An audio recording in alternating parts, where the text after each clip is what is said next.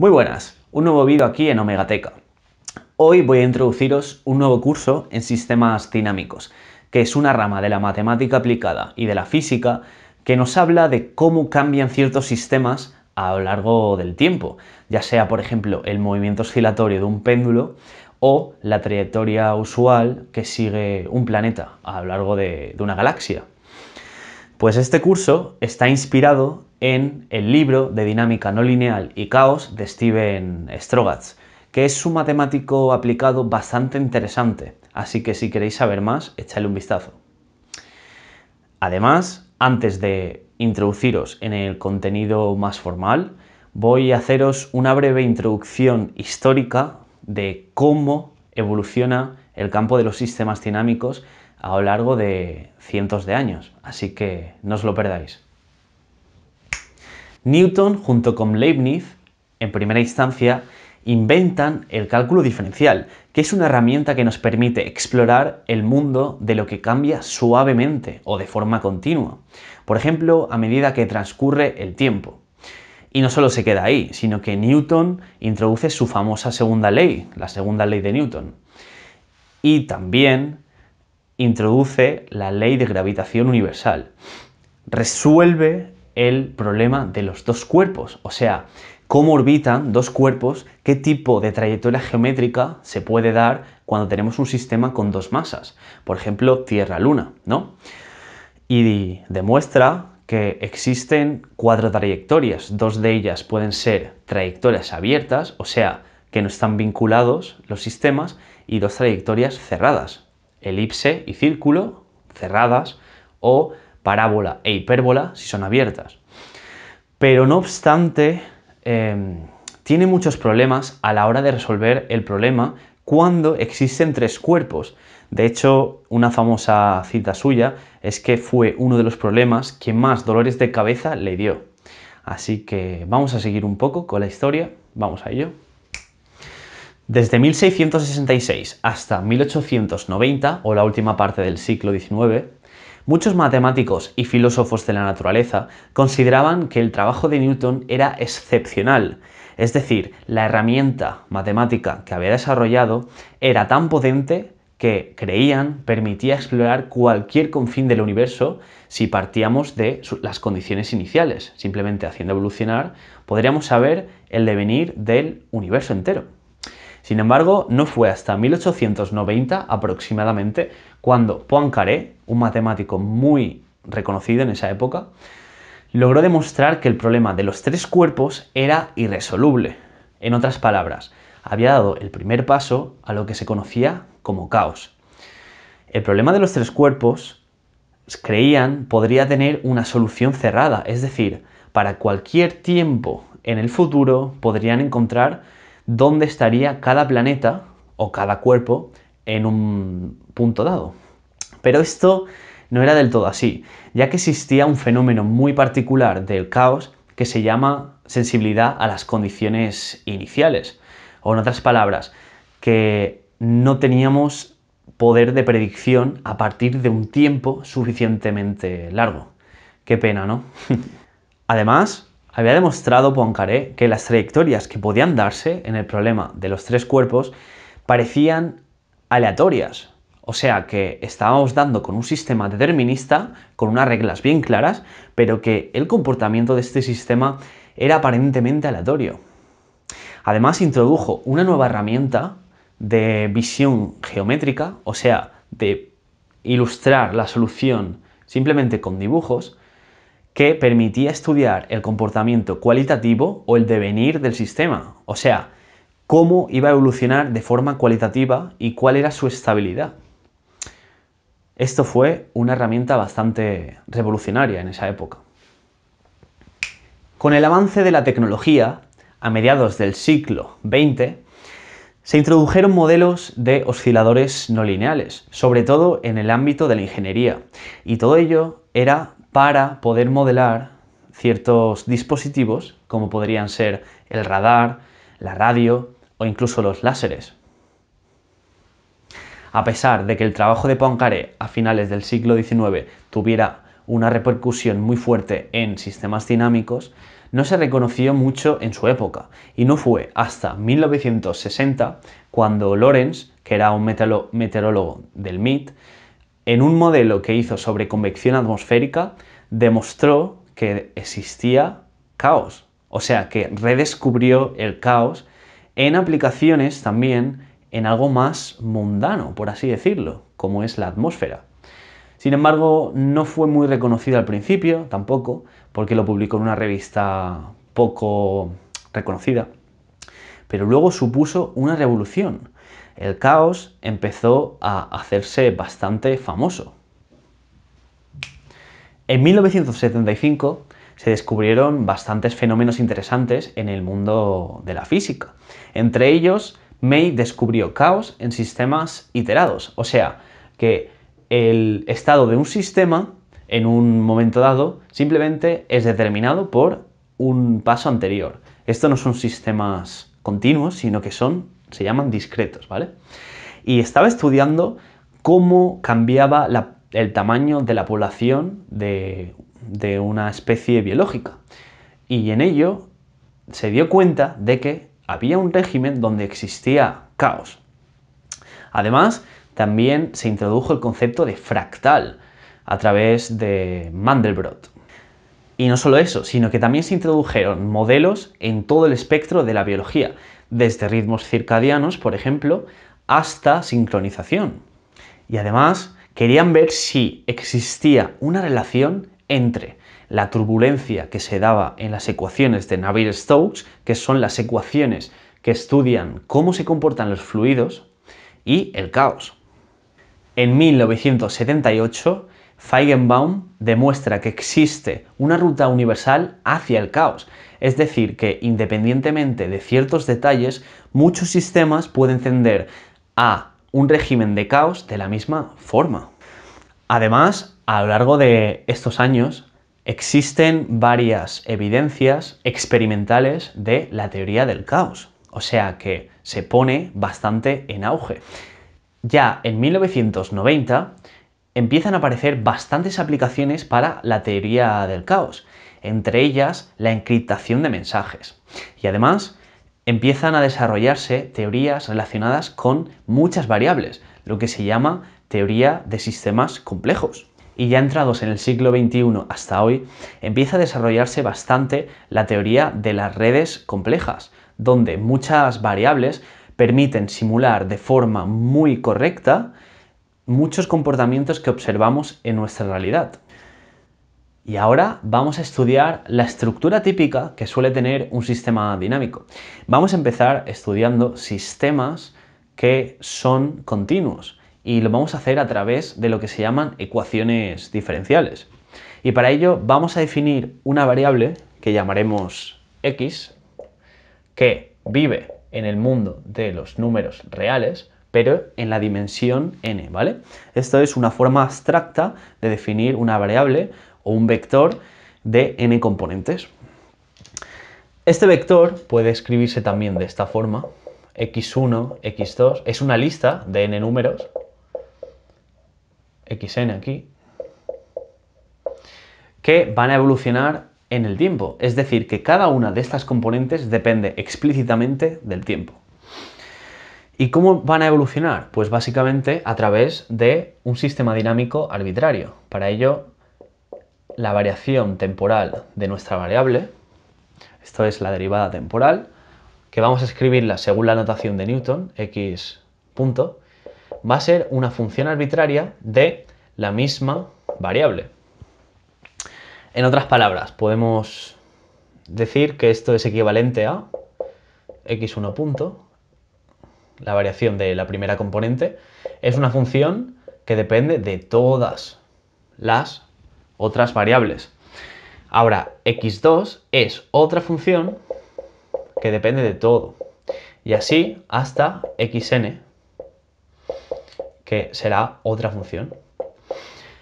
Como podéis ver, esta es la estructura de un sistema dinámico que viene descrito a través de ecuaciones diferenciales. Ordinarias se llaman, ¿vale? Y si os fijáis, no aparece explícitamente aquí el tiempo. Pero eso es del todo irrelevante porque si apareciese aquí, por ejemplo, el tiempo, sería un sistema que se llama no autónomo. Cuando no aparece el tiempo se llama sistema autónomo. Pero si aparece, podríamos definir aquí otra variable que fuera t punto igual a 1. ¿Por qué? Porque si derivamos t respecto de t es 1, ¿no? Entonces ampliaríamos el sistema en una dimensión, pero por contrapartida lograríamos que el sistema fuera autónomo, ¿vale? Entonces simplemente vamos a tratar sistemas que son autónomos.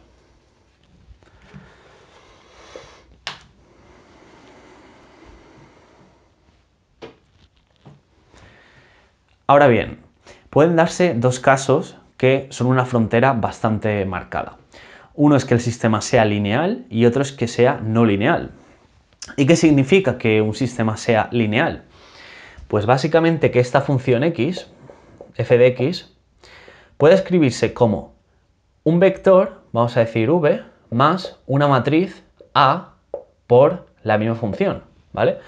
O sea que aquí solo aparecen potencias de 1, ¿vale? No puede aparecer un cuadrado ni nada. Pero fijaos que esto podría escribirse como la x1 punto es un numerito, vamos a llamar v0, v1 mejor, más combinaciones de todas las variables pero de forma lineal. Por ejemplo, 2 por x3 más 5 por x1, pero de ninguna manera podría ser potencias de 2 o multiplicaciones entre ellos. Este tipo de sistemas está bastante bien estudiado y hay una teoría detrás, bastante bien incorporada. No obstante, si fueran sistemas no lineales, no existe ningún tipo de teoría que pueda aplicarse para todos los sistemas. Y ahora vamos a dar un ejemplo de un sistema lineal.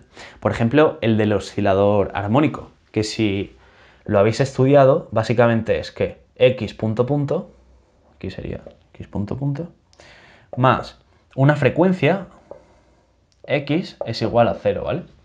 La frecuencia no es importante, vamos a quitarla, ponemos frecuencia 1. Si os fijáis, no tiene exactamente la misma estructura que este sistema. ¿Cómo podríamos hacer que tuviera la misma estructura? Por ejemplo, llamando a x punto igual a y, ¿vale? Nos hacemos este cambio y ahora, ¿qué vale y punto? Pues vale x punto punto, que es menos x. Si os fijáis, ahora esta estructura sí que está acorde con esta. Y además os fijáis que las potencias que aparecen aquí son 1. Entonces, el sistema del oscilador armónico es un sistema lineal y que se puede analizar de forma relativamente fácil. Ahora vamos a introducir un sistema no lineal y como ejemplo muy relacionado con el anterior es el péndulo simple, que de hecho el oscilador armónico viene del péndulo simple al hacer la aproximación de pequeño ángulo, o en este caso pequeño valor de x. Si os fijáis, el seno de x es una función no lineal, porque se puede desarrollar como potencias de x a través del desarrollo de Taylor, por ejemplo. Entonces, este sistema es un sistema no lineal, muchísimo más complejo de analizar desde un punto de vista, pues, analítico. No obstante, Poincaré, como comenté antes, tuvo una idea, y era la idea de representar todo este tipo de trayectorias no en función del tiempo, sino en algo que él llamó el plano de fases o el espacio de fases. ¿Y cómo se representa eso? Pues básicamente, si hacemos la transformación de x punto igual a y, ¿vale? E y punto igual a menos seno de x, esto es la otra forma de poner el sistema dinámico. Como es de segundo orden, nos van a aparecer dos contribuciones. Pues analizar un punto de lo que él llama el espacio de fases, que es un plano en dos dimensiones en este caso. En mayores dimensiones sería otro tipo de variedad, donde aquí pondríamos x y aquí pondríamos y. Y si nos fijamos, y podría ser lo mismo que x punto, ¿vale? En dos dimensiones, fijaos que podemos poner una etiqueta a cada punto del espacio como el valor de x y el valor de x punto. Y el sistema dinámico nos dice hacia dónde en el futuro se va a mover potencialmente algo que pongamos en este punto exacto. ¿Cómo? Por ejemplo, si decimos que x punto y punto no es otra cosa, esto es un vector que y menos seno de x. Entonces, nosotros calculamos esto es y, cuánto vale y, cuánto vale x, lo ponemos aquí y esto no es otra cosa que un vector, digamos así. Pues lo que estamos visualizando es que si partimos de este punto, la partícula se moverá en este sentido. Y esto podemos hacerlo para cada punto del espacio. Entonces, en definitiva, lo que tendríamos sería una representación de un espacio o una visualización vectorial, en la que en cada punto habría un vector que nos indicaría cuál sería la trayectoria por la que se movería esa partícula dada una condición inicial. Bastante interesante la idea y la analizaremos posteriormente. Ahora os he hecho una tabla con las ecuaciones típicas en física que aparecen que tienen las siguientes propiedades. Una, que son o lineales o no lineales, y otra, a qué dimensión pertenecen, o sea, cuál es la dimensión del sistema dinámico que lo describe. Empezando, podríamos decir que como lineal y en dimensión 1 puede ser toda la teoría de los circuitos RC. Por otra parte, en dimensión 1 y no lineal es lo que tenemos un crecimiento logístico, se llama. Y no es otra cosa que modelar el crecimiento, por ejemplo, de una población que tiene recursos limitados. Ese sería un ejemplo de dimensión 1 y no lineal. Aquí es RC y logística. Por otra parte, como hemos visto antes, en dos dimensiones tenemos el oscilador armónico, ¿no? Y no lineal, el péndulo, por ejemplo. En tres dimensiones ya la cosa se pone más interesante, porque antes comenté que en 1960 Lorentz demostraba que en un modelo de convección atmosférica existía caos. Pues bien, el modelo era en tres dimensiones y no lineal. De hecho, se puede demostrar que, dada la estructura topológica, básicamente la forma del espacio de fases, ¿vale? La idea que he comentado antes de Poincaré, se puede dar caos única y exclusivamente para sistemas mayores de tres dimensiones o tres dimensiones y además que sean no lineales. Por otra parte, ya tenemos que ir a sistemas de mucho más que una dimensión, que son sistemas de redes complejas, por ejemplo.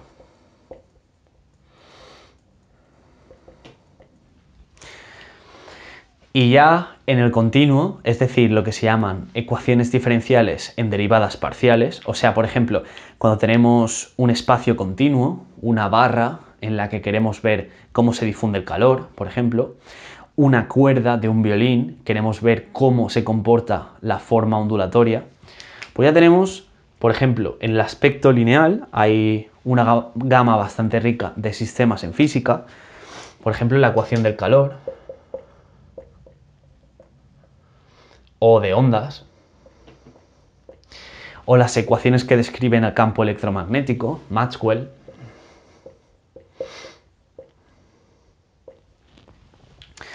o la ecuación que describe la mecánica cuántica, la de Schrödinger, por ejemplo.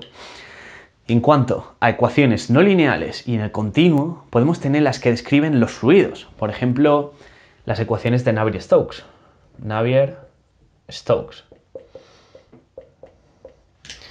O las que describen cómo se comporta el universo a escala macroscópica, la relatividad general.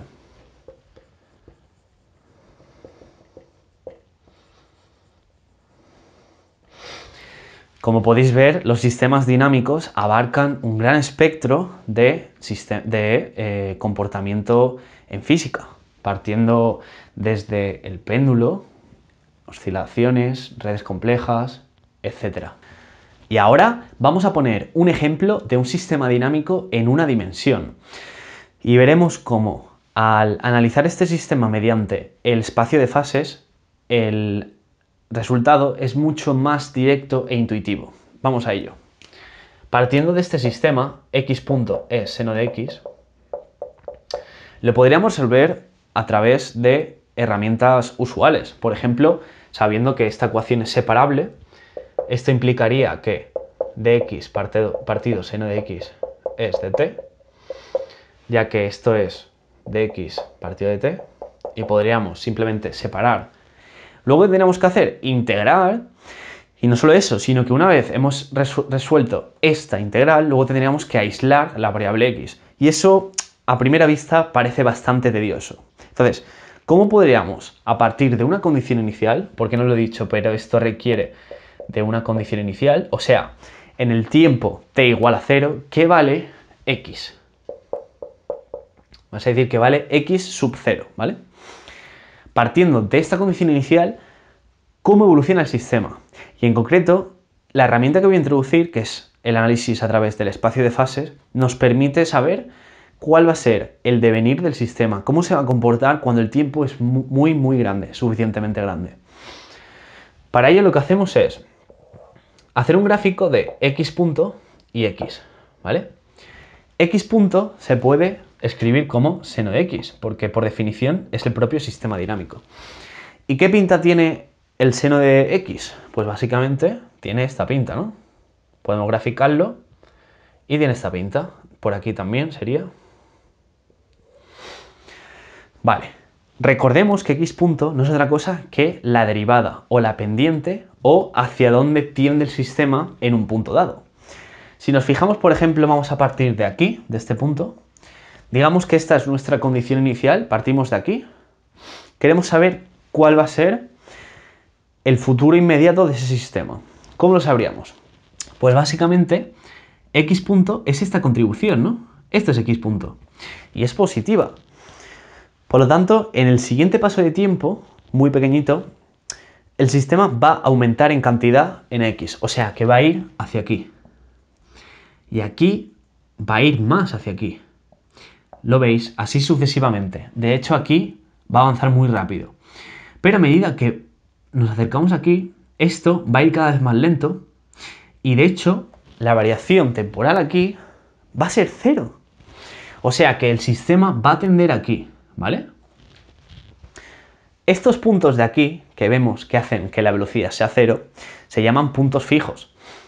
Y son muy interesantes porque nos permiten saber cuál va a ser el destino final del sistema.